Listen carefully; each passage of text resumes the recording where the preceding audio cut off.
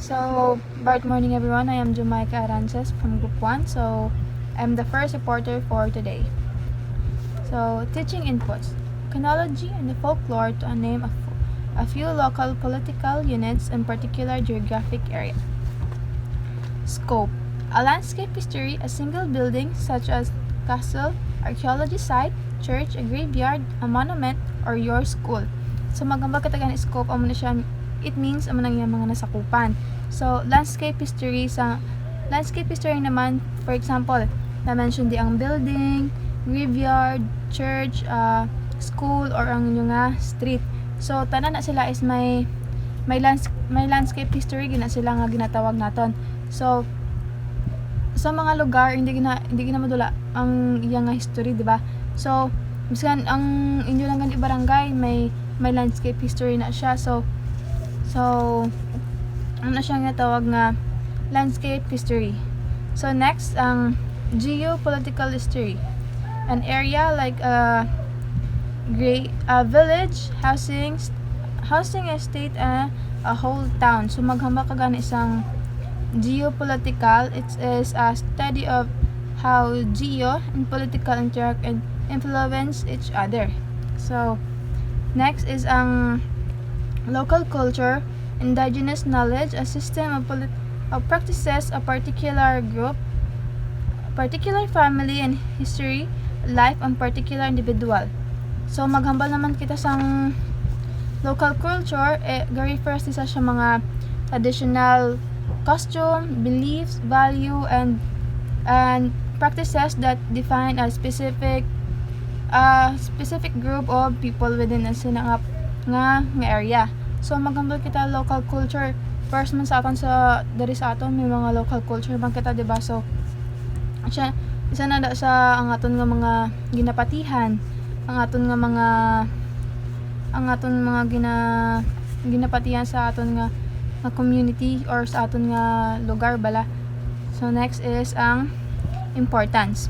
It gives a holistic view of cultural and controversial events to took place or taking a place in our local communities. It is an effective vis to national affairs. It paves a way to clear understanding of historical patterns and them connection with each other. Process vivid view of history in general allow us to study a nation event within the context local community. So ang siling importance gahatag na siya sa aton sang holistic view nga about sa aton nga sa mga controversial bala nga events nga gakatabo sa sina nga places, sa ina nga mga events. So importante gini ang landscape, geopolitical, kag ang local culture nga importante gini siya nga aton ni siya mabalance for sa aton nga mga pangadlaw-adlaw or gakatabo sa aton nga palibot. So, hi everyone. Hi Miss. My name is Nicole De Caspi and continue to the topic about genealogy and folklore to name a few of local political units and particular geographical area. So, this uses many sources to study a place's history, combining family history and community stories. So, we have the sources which I just summarized this information, and I'm gonna give you some examples to this where the information comes from. So first, we have physical things such maps, old signs, buildings, photos, even things like old street furniture. So all of these give us clues about the past, which maka-provide din sila valuable information about the past. Then secondly is we have documents, which old letters, newspapers, school records, land records, and documents from local churches or government, which all provide written information. Then people who remember the past is important, which we can call them eyewitness. Sila ning mga old people yun. Then next, we have artifacts, which all tools or crafts can reveal how people live. So in short, the careful observations can analyze gid sila sang historical information. Then we have another one, which the methodology, So this is how the information is used naman. So first we have interview, talking to the people to get their stories. So yeah. Then document review, which carefully reading and analyzing documents.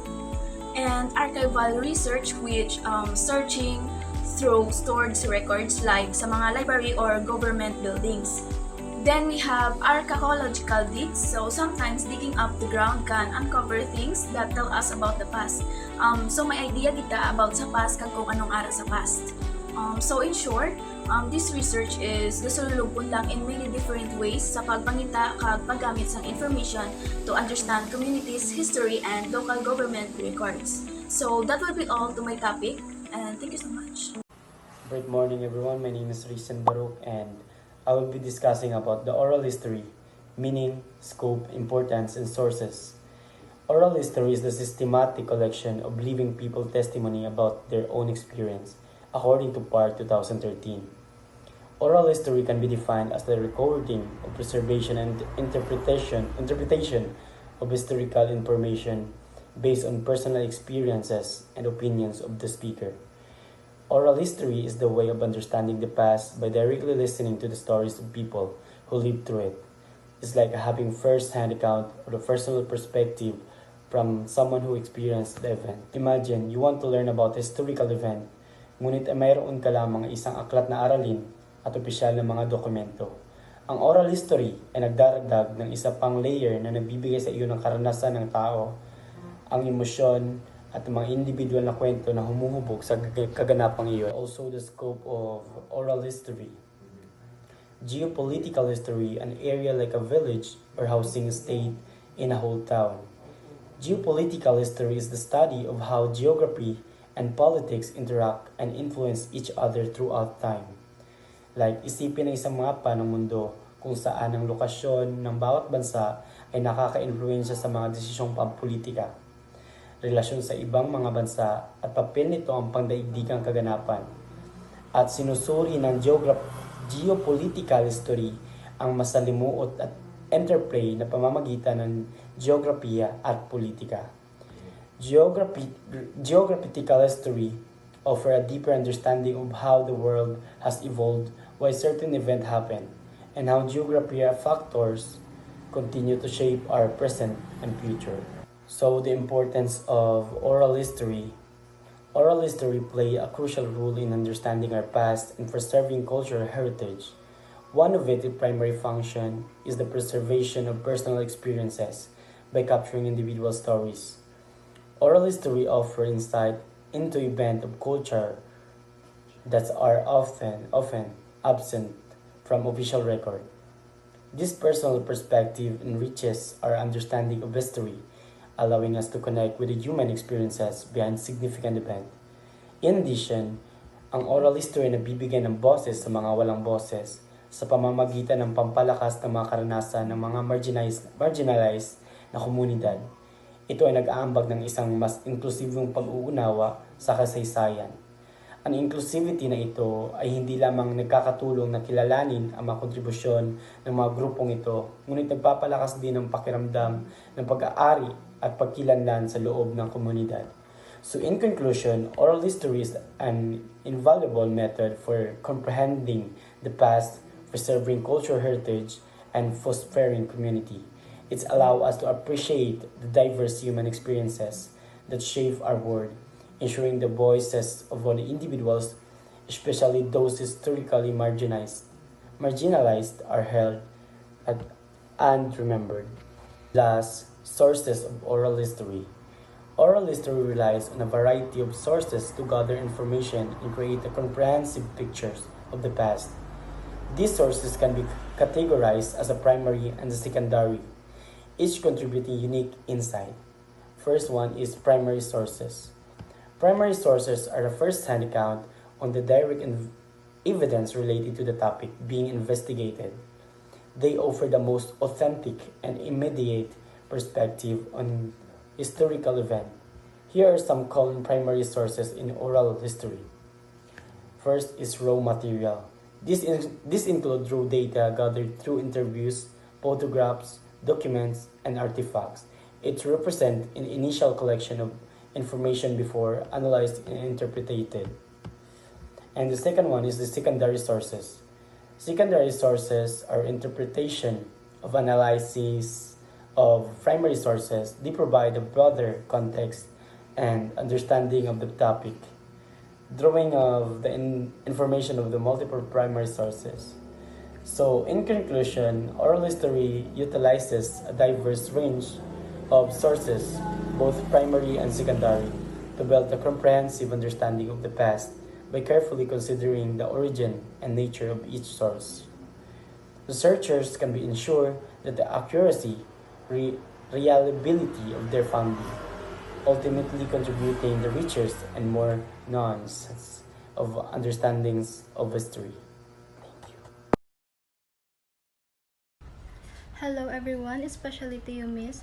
I am Denise Catalan and my topic today is about the Philippine festivals. The Philippines has a rich historical beginning from pre-colonial period down to the Japanese occupation. However, the Spanish colonization made an edible impression on the country. Ang Philippines may arno siya sang rich historical background nga nagasugod sa pre-colonial period down to the Japanese occupation. This deep history has greatly influenced the country's culture kag traditions. However, the Spanish colonization left the most enduring impression in the Philippines. This miracle era, along with the American occupation, played a vital role in shaping the Philippines and its people. In the course of Spanish colonization in the Philippines, the friars constructed an opulent Baroque-style church edifices. So, during sa Spanish colonization, ang mga friars nag-construct na sila sang magnificent Baroque-style churches nga naghimo intrigal sa mga Filipinos sa ilang religious and cultural life. Ang ari nga simbahan not only symbolize for faith, also serve as venues for celebrations kag gatherings. The Spanish era, along with the American occupation, shaped Filipino values, tradition, and identity in unique ways. Filipinos love to have fun, and it is obvious in the way they celebrate fiestas or festivals. Gani, Filipinos are indeed known for their love of fun, which is nag-reflect kung paano nila gina-celebrate ang fiestas or ang festivals. These events are marked by vibrant music, lively dancing, and delicious food, showcasing the Filipino spirits of joy and togetherness. Fiestas are also opportunities for people para mag-connect, extending friendship with their communities. Fiestas or any community celebration usually feature music, dancing, and food fest, which I mentioned earlier. And opportunities for people to extend hospitality and friendship to one another. The colorful and energetic nature of Philippine festivals ga-highlights ang resilience ng mga Filipinos and their strong sense of community. Ang ari ng mga celebration is rooted in historical and cultural traditions, continue to unite Filipinos, and preserve their unique heritage. Right there everyone, I am Fabio Cabanca from DSTM1B, and my topic is all about the Feast of the Nazarene Day. During the 19th of January every year, devotees flock to Quiapo in Manila to be a part of the yearly procession of the replica of the Black Nazarene, a statue of Jesus Christ suffering under the weight of the cross. The original statue was brought to the country from Mexico in 16th and is believed to bring miracles to people. So, the Feast of the Black Nazarene commemorates the anniversary of the translation or transfer of the statue from its original location in a church in modern-day Luneta Park to the Quiapo Church.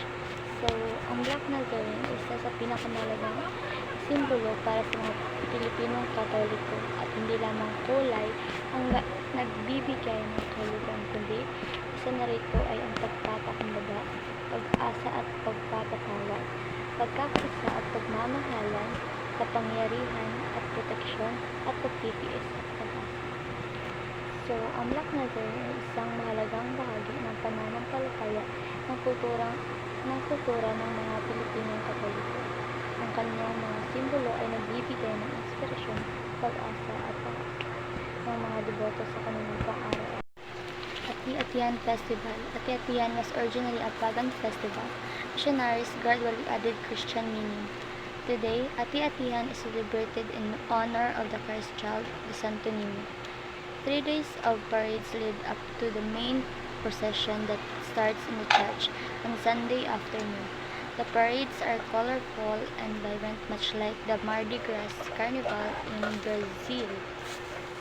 Sa Ati-Atihan Festival ay isa sa pinakamalaking piyesta sa Pilipinas na ginaganap taon-taon sa Enero sa karangalan ng Santo Niño o tinatawag na Banal na Bata o Sanggol ni Jesus sa ilang bayan ng probinsya ng Aklan sa isla ng Panay. Ang pangalang Ati-Atihan ay nangangahulugang tularan ng mga ati. Ang ati ay isang katutubong pangkat sa Pilipinas na nakatira sa isla ng Panay. Ang Ati-Atihan ay kilala sa mga prosesyon at parada sa kalye na nagpapakita ng mga palamuti, mga grupo ng mananayaw na nakasuot ng mga makukulay na kasuotan, mga banda, anong marcha at mga taong may pintura sa mukha at katawan. Ang Ati-Atihan ay isang pagdiriwang ng kultura, relihiyon at kasaysayan ng Pilipinas. Ito ay isang pagpapahayag ng pasasalamat, paggalang sa mga ati, pati na rin ang pagdiriwang ng pananampalataya. So, bright morning, everyone. I am Rose P. Alegre and I am from the Group 1. So, my topic is all about the Philippine cultural performances. We are going to talk about the Philippine cultural performances. So, first is the Philippine folk dance.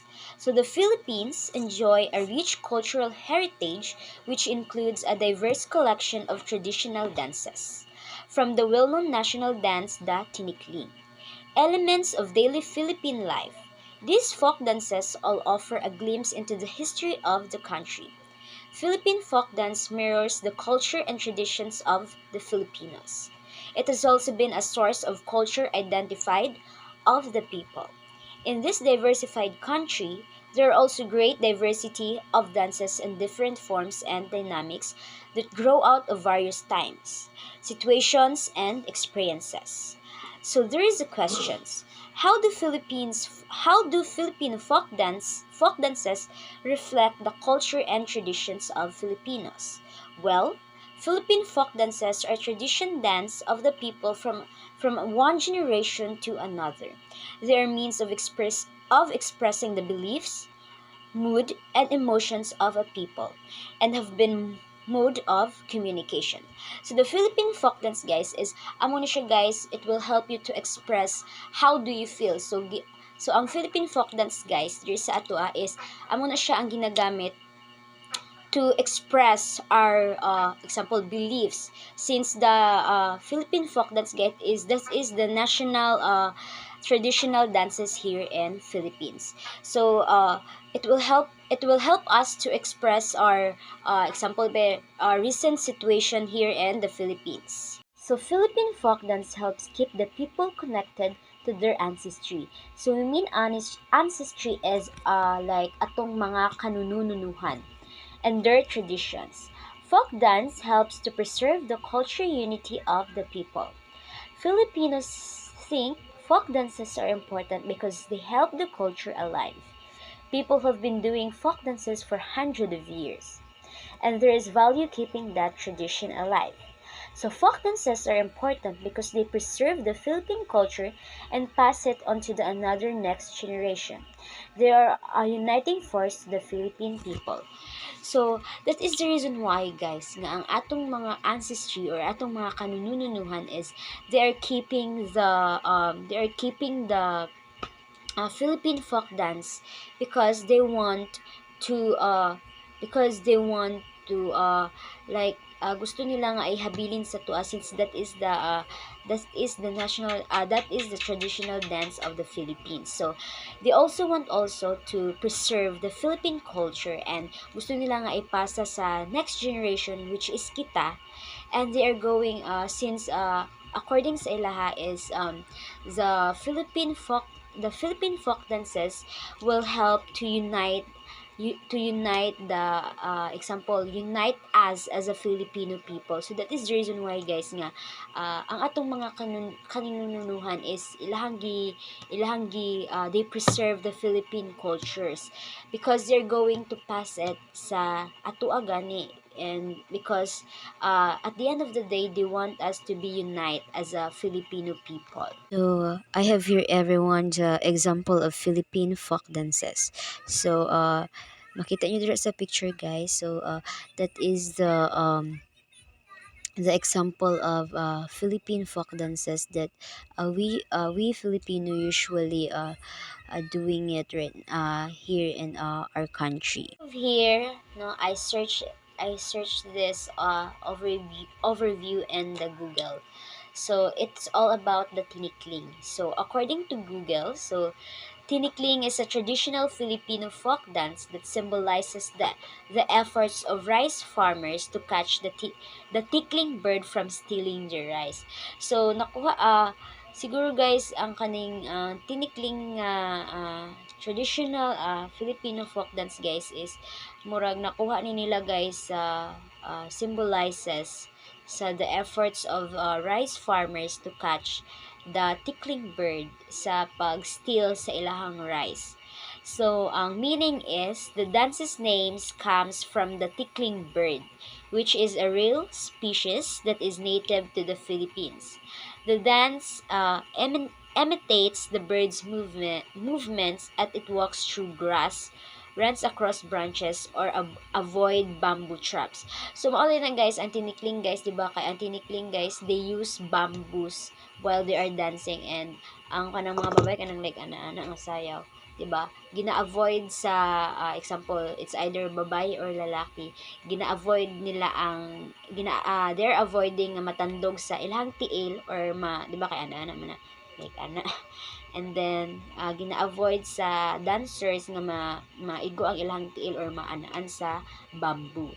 So two people use bamboo poles, sumoto kang giingon a while ago, to the top the floor and clap against each other in time to music. So dancers step over and in between the poles to avoid being trapped by the bamboo. So mao na siya guys. So while the dancers nang dance the tinikling, so they're going to avoid the bamboos para iwas trap, dili sila ma-trap sa bamboo. So the origin is the dance originated in Leyte, an island in the Visayas during the Spanish colonial period. So sa Leyte dahil ni siya nagikan, and during pa ni siya na buo ang tinikling dance is during pa sa panahon sa Spanish colonial period. So guys, as you can see in the picture, so that is mao na siya ang itsura guys sa tickling bird. So para makahibalo mo. Some folk dances in the Philippines. So first is the singkil. So singkil dance takes its name from the bells worn on the ankles of the Muslim princess. Perhaps one of the oldest of truly Filipino legend of Darangan, of the Maranao people of Mindanao. This epic, written sometime in the 14th century, tells the fateful story of Princess Gandingan, who was caught in the middle of the forest. The rhythmic clapping of crisscross bamboo poles represent the trees that were falling, which she gracefully avoids.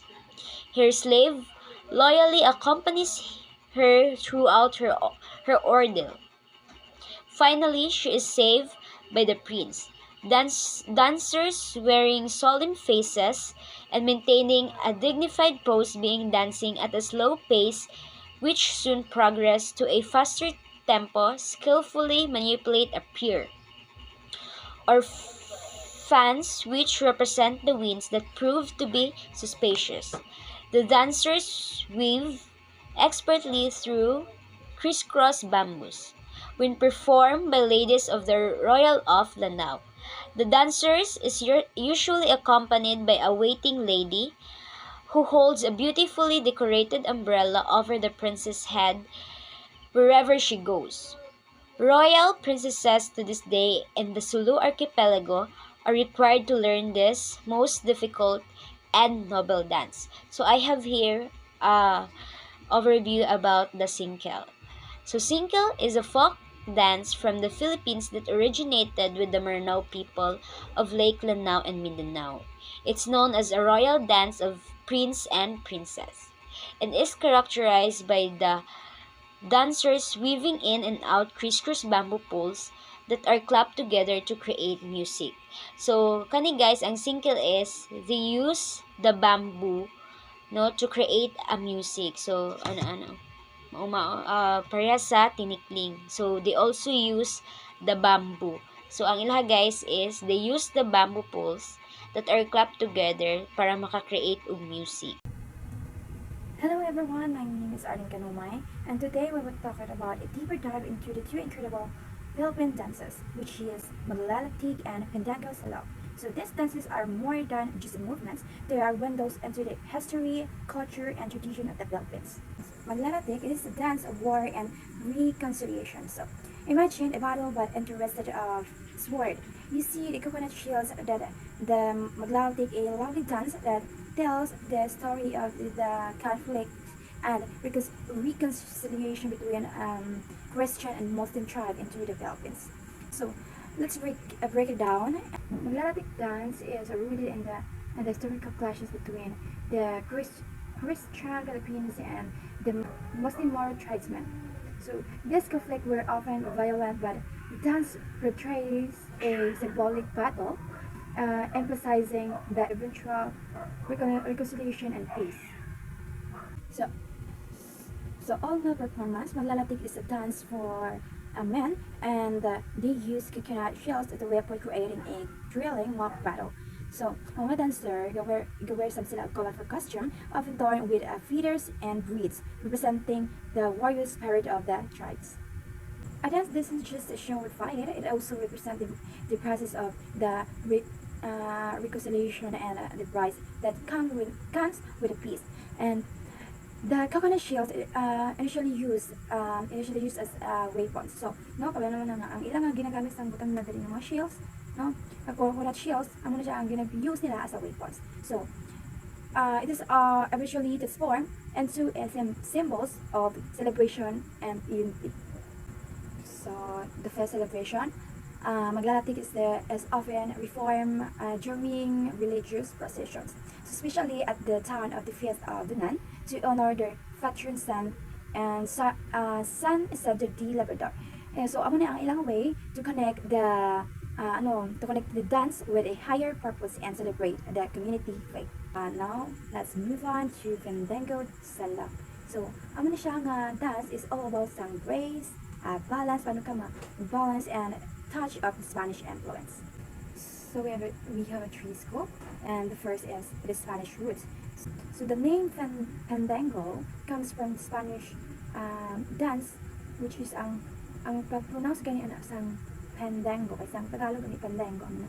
So pag-pronounce natin sa una is Fandango. So man gin-research ko siya para maano nang pag-pronounce sa una. So Fandango, ano siya known for the lively step of the clapping. So this influence reflect the historical period at the time sang Spanish colonial rule. Second is balancing act. The law refers to the three tengoy or oil lamps that the dancer balance on their head and hand, so making this dance a real test of skill and focus. So ang tengoy mo na siya ang ginabutang nila. Ang diri ginabutang nila. Amo na may di ba may mga gasiga. Sang ginabutang nila isang head kag hand. So ang mga dancer ginamaintain nila ang perfect balance and control while executing intricate step and movement. The third is the island origin. The Fandango Salao originated in Lubang, Iceland, Mindoro, and was born during the 15th century when Pilipinas was under pasang Spanish rule. So the dance demonstrates the adaptability of the Filipino culture, incorporating foreign influence while maintaining its own unique identity. So, these two dances are just a small glimpse into the rich world of the Philippines dance. So, they offer a window into the history, culture, and the tradition of the Philippines. So, ginashow nila as how paano ang Filipinos have used dance to express their heritage and connect with their faith. Thank you. So this is the overall report of the Group 1 about our topic. Once again, thank you and bright morning.